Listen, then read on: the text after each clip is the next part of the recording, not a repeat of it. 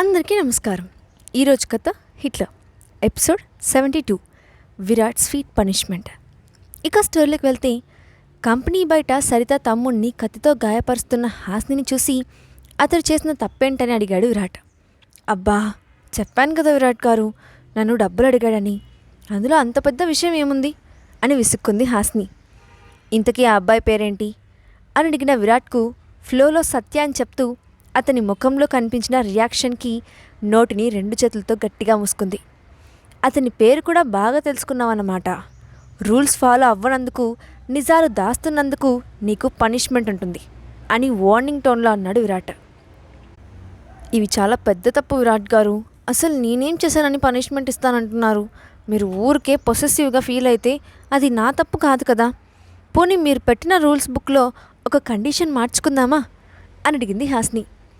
ఏమని మారుస్తావు అని అడిగిన విరాట్తో, మీరు పరాయి మగాన్ని చూడకూడదు, మాట్లాడకూడదు అన్నారు కదా, దానికి బదులుగా నేనెవరితో మాట్లాడినా నా భర్తను తప్ప ఎవరిని ప్రేమించనని మారిస్తే బాగుంటుంది కదా అని క్లోజప్ యాడ్లో మోడల్గా నవ్వింది.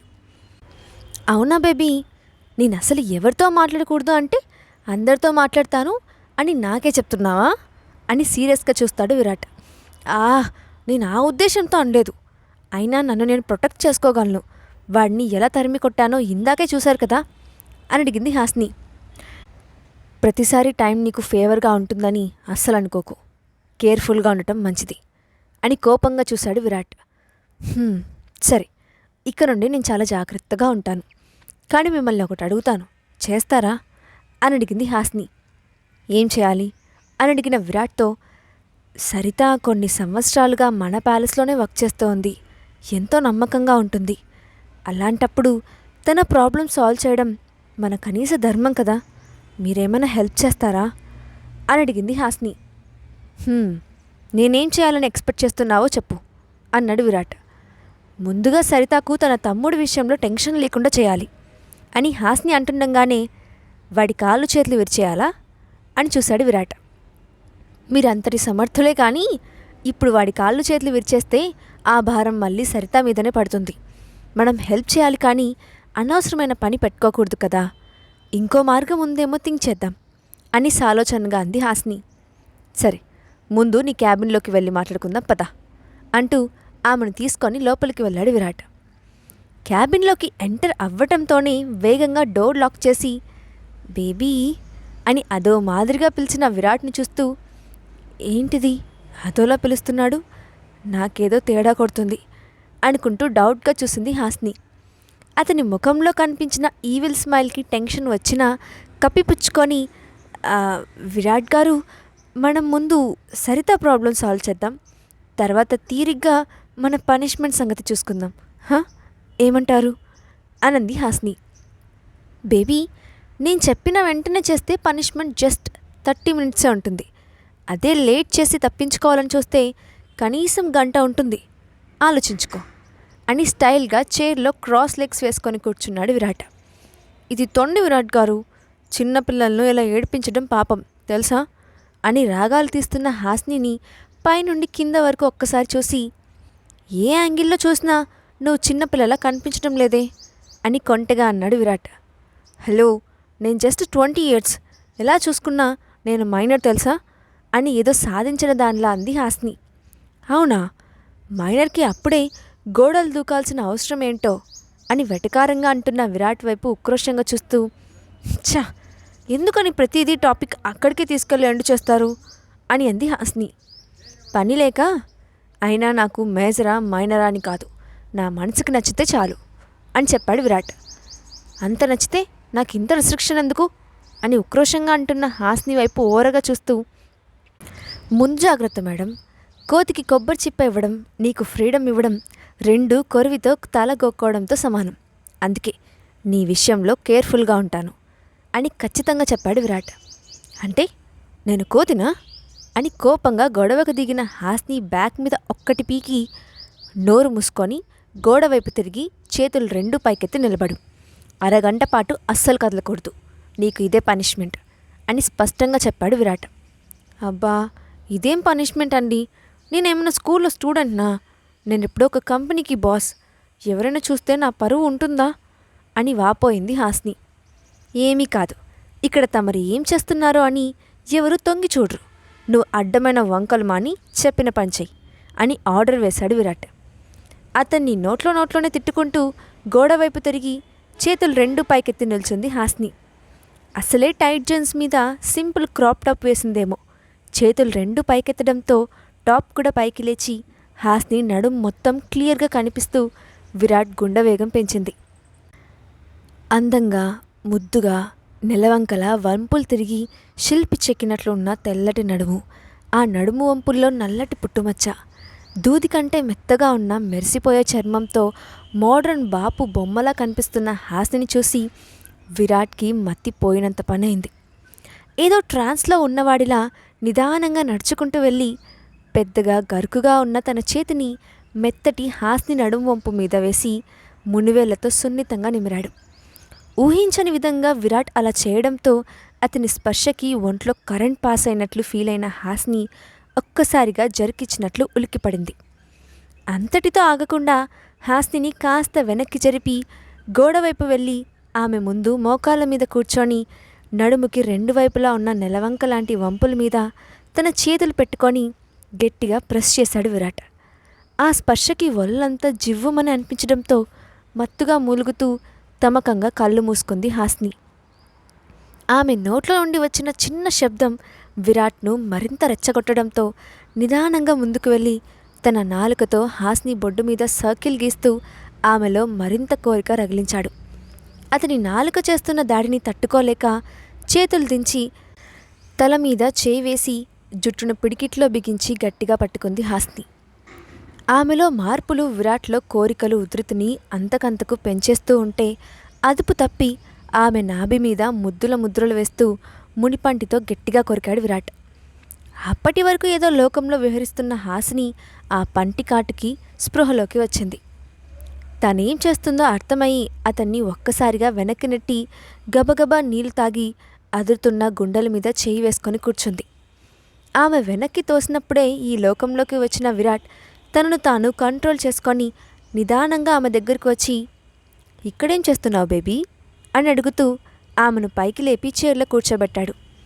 అతనికి ఏమని బదులు చెప్పాలో తెలియక అదురుతున్న గుండె సవ్వడి తగ్గించలేక సైలెంట్గా ఉండిపోయింది హాస్ని.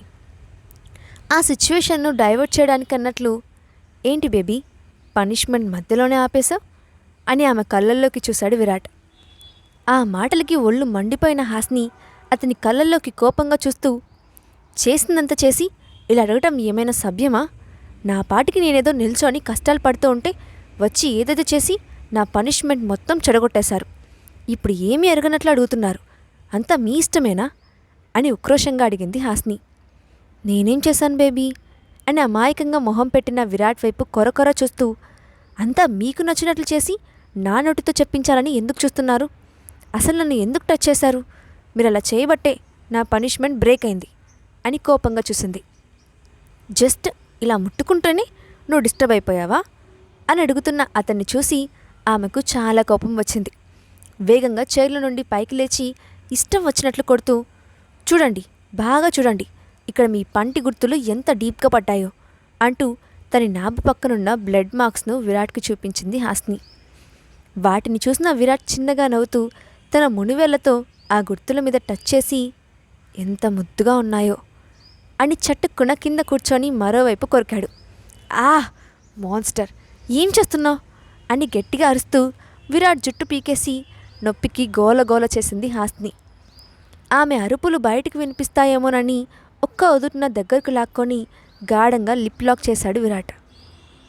అతని పెదవులు చేసే మాయ నుండి తప్పించుకోలేక లోలోపల రగులుతున్న అలజడిని తగ్గించుకోలేక సతమతమవుతూ విరాట్ను గాలి కూడా దూరంత గట్టిగా కౌలించుకొని మత్తుగా కళ్ళు మూసుకుంది హాస్ని. కాసేపటికి ఇరువురికి ఊపిరి భారం అవ్వగా ఆమెను వదిలి గట్టిగా ఊపిరి పీల్చుకున్నాడు విరాట్. అతను వదలడంతోనే ముక్కుతో నోటితో గాలి పీలుస్తూ నిస్సత్తుగా కూర్చులో కూర్చుండిపోయింది హాస్ని. ఇంకాసేపు అక్కడే ఉంటే ఏం జరుగుతుందో అని ఫాస్ట్గా పైకి లేచి, లంచ్ చేయడానికి క్యాంటీన్కి వెళ్దాం పద బేబీ అన్న విరాట్తో, ఇప్పుడు అక్కడికెందుకు అని ప్రశ్నార్థకంగా చూసింది. తినడానికి, లేదంటే క్యాంటీన్కి ఎందుకు వెళ్తారు అని ఎదురు అడిగాడు విరాట్. అబ్బా, అది కాదండి, ఎక్కడైనా బయటికి వెళ్ళి తిందాం, క్యాంటీన్లో ఎందుకని అంటున్నాను అని అంది హాస్ని. ఎందుకు? నీ కంపెనీ క్యాంటీన్లో ఫుడ్ అంత చండాలంగా ఉంటుందా అని అడిగిన విరాట్ వైపు కోపంగా చూస్తూ, హలో, ఇది నా ఆఫీస్, ఇక్కడ ఫుడ్ బాగోలేకపోతే రోజు నేనెందుకు తింటాను అని కోపంగా అంది హాస్ని. అయితే ఇంకెందుకు ఆలస్యం అంటూ పైకి లేచిన విరాట్ని చూస్తూ, అది కాదు, అక్కడ మీ స్టాండర్డ్స్కి తగ్గట్టు ఉండకపోతే ఇబ్బంది పడతారు అని అతన్ని ఆపడానికి ప్రయత్నించింది. అవన్నీ నాకు అనవసరం, నేను ఇక్కడ తినాలని డిసైడ్ అయ్యాను, వస్తావా లేదా అని కోపంగా అడిగాడు విరాట్. ఛా, ఈ హిట్లర్ ఎప్పుడు ఇంతే, ఇక ఆఫీస్ క్యాంటీన్లో ఎలాంటి సీన్ క్రియేట్ అవుతుందో ఏంటో అని తిట్టుకుంటూనే అతన్ని అనుసరించింది హాస్ని. అప్పటికే అక్కడ లంచ్ చేస్తున్న ఆఫీస్ స్టాఫ్ వాళ్ళందరూ క్యాంటీన్లోకి రావడం చూసి వెంటనే పైకి లేచి విష్ చేశారు. నో ఫార్మాలిటీస్, మీ పని మీరు కానివ్వండి అంటూ హాస్నితో కలిసి ఒక టేబుల్ దగ్గర కూర్చున్నాడు. ఇంకొకసారి ఆలోచించండి విరాట్ గారు, ఒకసారి అందరినీ చూడండి, మిమ్మల్ని ఇక్కడ చూసి ఎంతలా టెన్షన్ పడుతున్నారు, మనం బయటికి ఎక్కడైనా వెళ్ళి తినొచ్చు కదా అని మళ్ళీ అడిగింది హాస్ని. అప్పుడే అక్కడికి వచ్చిన క్యాంటీన్ స్టాఫ్ ఇద్దరిని విష్ చేసి వినయంగా చేతులు కట్టుకొని, ఆర్డర్ చెప్పండి సార్ అని అడిగాడు. వెజ్ బిర్యానీ తీసుకురండి అని వాళ్ళని పంపించి, ఇప్పుడు చెప్పు, ఏంటి నీ ప్రాబ్లం అని సీరియస్గా అడిగాడు విరాట్. నాకేం ప్రాబ్లం లేదు, ఏదో మీరు ప్రశాంతంగా తింటారని చెప్తున్నాను అని సైలెంట్ అయిపోయింది హాస్ని. కాసేపటికి వచ్చిన ఫుడ్ని టేస్ట్ చేసిన విరాట్ స్పూన్ను కోపంగా ప్లేట్లో విసిరేసి, నువ్వు రోజు ఇదే తింటున్నావా అని ఎర్రబడ్డ కళ్ళతో చూశాడు. అవును, ఈ ఫుడ్కి ఏమైంది, బాగానే ఉంది కదా అని అయోమయంగా చూసింది హాస్ని. అసలేం బాగుంది, ఎంత కారంగా ఉందో, టేస్ట్ అస్సలు బాగోలేదు, ఆయిల్ ఎక్కువగా వేసేశారు, ఇలాంటి ఫుడ్ రోజు తింటే నీ హెల్త్ ఏమవుతుంది అని అరిచాడు విరాట్. ఇది మరీ బాగుంది విరాట్ గారు, రోజు మీరు తినే ఫుడ్లో పోలిస్తే ఇది కొంచెం బాగోలేదు, కానీ నాకు ఇలాంటి ఫుడ్ అలవాటే, మీరంటే డబ్బున్న వాళ్ళు కాబట్టి మీ ఇంట్లో 5 స్టార్ షెఫ్స్ ఉంటారు, అలాంటి ఫెసిలిటీస్ అందరికీ ఉంటుందా ఏంటి అని మాట్లాడింది హాస్ని. స్టాప్ ఇట్ బేబీ, ఒకప్పుడు నువ్వు ఏంటన్నది నాకు అనవసరం, ఈ రోజు నుండి నువ్వు ఇలాంటి ఫుడ్ తినడానికి నేను అస్సలు ఒప్పుకోను, వెంటనే ఇక్కడ చెఫ్ని మారుస్తాను, ఇది ఫైనల్, అంతే అని నిర్దేశించినట్లుగా అన్నాడు విరాట్. అది కాదు విరాట్ గారు, ఇదొక సాధారణ కంపెనీ, ఇక్కడ ఎంప్లాయీస్ ప్రతిరోజు ఇంతకంటే ఎక్కువ అఫోర్డ్ చేయలేరు, ఇప్పుడు మీరు చేంజ్ చేసినా అది నాకు బర్డెన్ అవుతుంది, అనవసరంగా సీన్ క్రియేట్ చేయడం తప్ప ఎలాంటి ఉపయోగం లేదు, దయచేసి అర్థం చేసుకోండి అని రిక్వెస్ట్ చేసింది హాస్ని. సరే, అందరి సంగతి నాకు అనవసరం, నీకు మాత్రం ప్రతిరోజు నేను చెప్పిన రెస్టారెంట్ నుండి లంచ్ వస్తుంది, నువ్వు అదే తినాలి, నా కండిషన్కి ఒప్పుకుంటేనే నువ్వు చెప్పిన దానికి నేను ఒప్పుకుంటాను అని స్పష్టం చేశాడు విరాట్.